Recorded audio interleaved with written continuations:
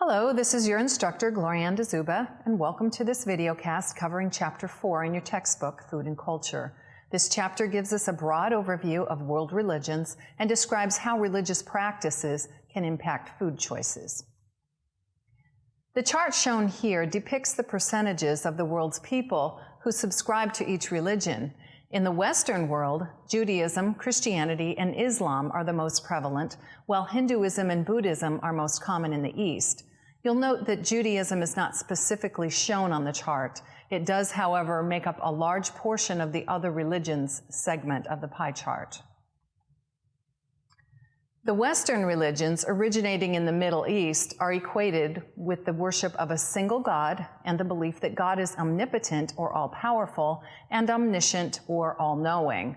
God commands and humankind is to obey.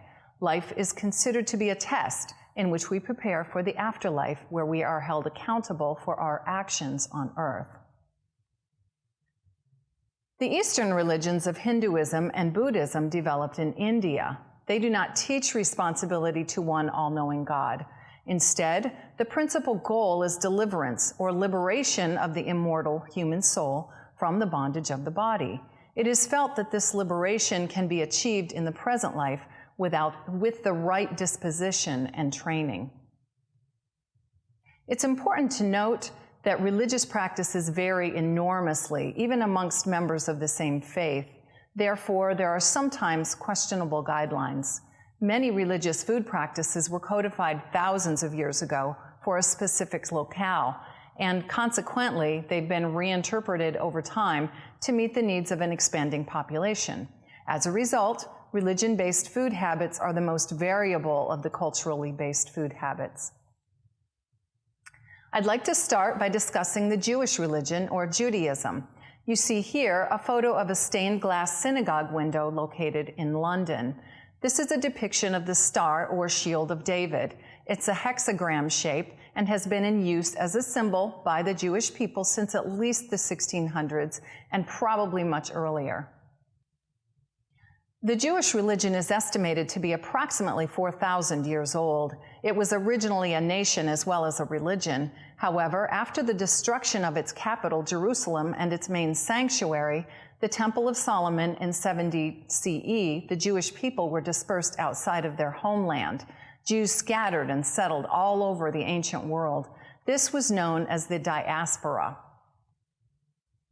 From the diaspora, two sects of Judaism eventually developed: the Ashkenazi, who prospered in Germany, northern France, and the Eastern European countries, and the Sephardim, who originally settled in Spain, but now are mostly found in South Europe and the Middle East. You may have also heard of Hasidic Jews. Hasidic Jews are observant, very devout Ashkenazi.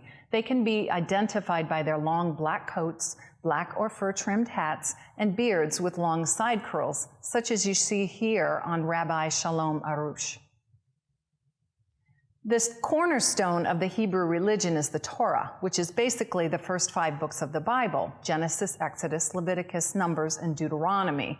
Besides chronicling the history of Judaism, it contains the 10 Commandments and describes the correct way to prepare food, give to charity, and conduct one's life in all ways. The Jewish people attend synagogues where a rabbi leads worship. There are 3 main divisions: Orthodox, Reform, and Conservative. Orthodox Jews follow the laws most strictly. Reform Jews do not believe that the ritual laws are permanently binding, but do adhere to the moral laws. Conservative Jews take the middle ground. You will find that the majority of Jews in the U.S. are Ashkenazi who immigrated from either Russia or Israel. Most are either conservative or reform.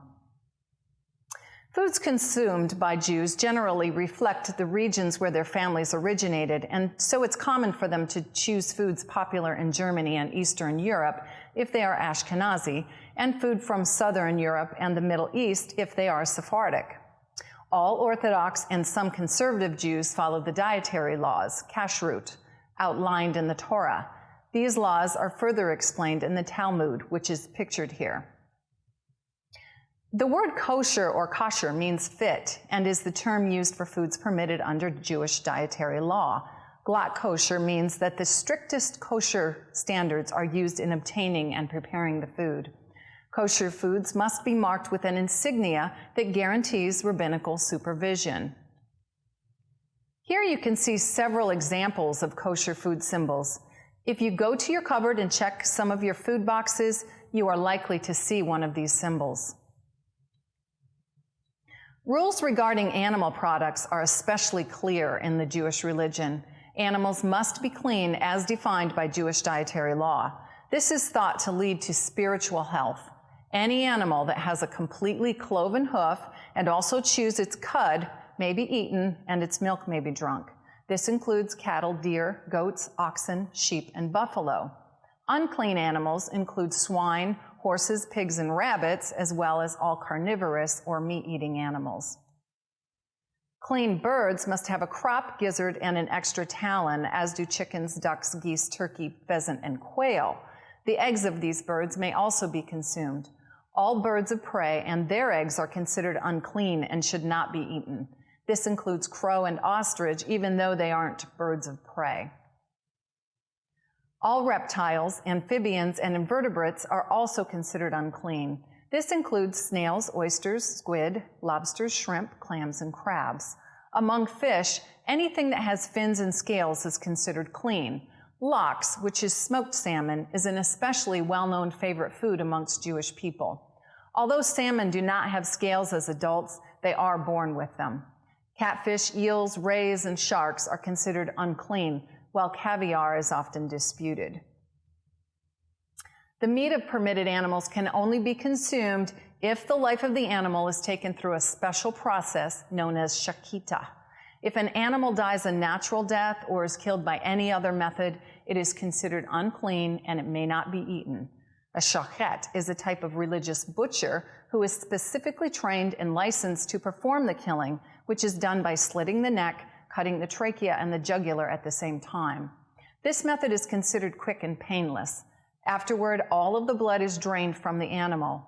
This is a 15th century depiction of the process. After the animal is slaughtered, it is examined by the shochet for any blemishes in the meat or organs which would render it treifa, or unfit for consumption, or non-kosher. Treifa literally means torn. For meat to be kosher, it must be prepared properly. The haleb, which is the fat layer, the blood vessels, all blood, and the sciatic nerve must be removed. This is known as kashering, which may be spelled with an O or an A. The process involves soaking the meat in water for 30 minutes, draining it, covering it with kosher salt for at least 1 hour, rinsing the salt off, and finally rinsing it repeatedly to make certain that all blood and salt is removed. The liver must also be cut several times or pierced and rinsed repeatedly to make certain that no blood remains. It is then grilled until it turns a grayish-white color. Another part of Jewish law states that meat, known as fleshig, and milk, known as milchig, may not be consumed together. After eating meat, a person must wait 6 hours before consuming any dairy products. Likewise, all dairy products should be eaten at least 1 hour prior to consuming meat. Separate sets of dishes, utensils, and linens are generally employed. Many Jewish kitchens have entirely separate parts or 2 kitchens for preparing these foods. You will see this if you watch the videos that I posted on Jewish food practices. It's really very interesting. Eggs, fruits, vegetables, and grains are considered to be parva, or neutral foods, and can be eaten with either the fleshig or milchig. Those following the Jewish dietary laws must also be careful not to consume foods containing byproducts of forbidden animals, such as the collagen from processed pig or beef bones.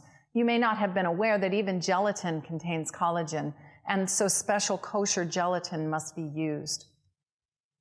Although fruits, vegetables, and grains are parva and considered kosher, they must also be prepared properly. Everything must be inspected twice for insects and worms. It must then be washed twice and re-examined prior to consuming. In areas where Jewish people congregate, kosher products that have already been checked are often available. Although honey is the product of an insect, it is considered to be a kosher food. The Jewish Sabbath day, known as Shabbat, is observed from shortly before sundown on Friday until after nightfall on Saturday. This day is devoted to prayer, and no work may be done. The term Shabbat literally means rest.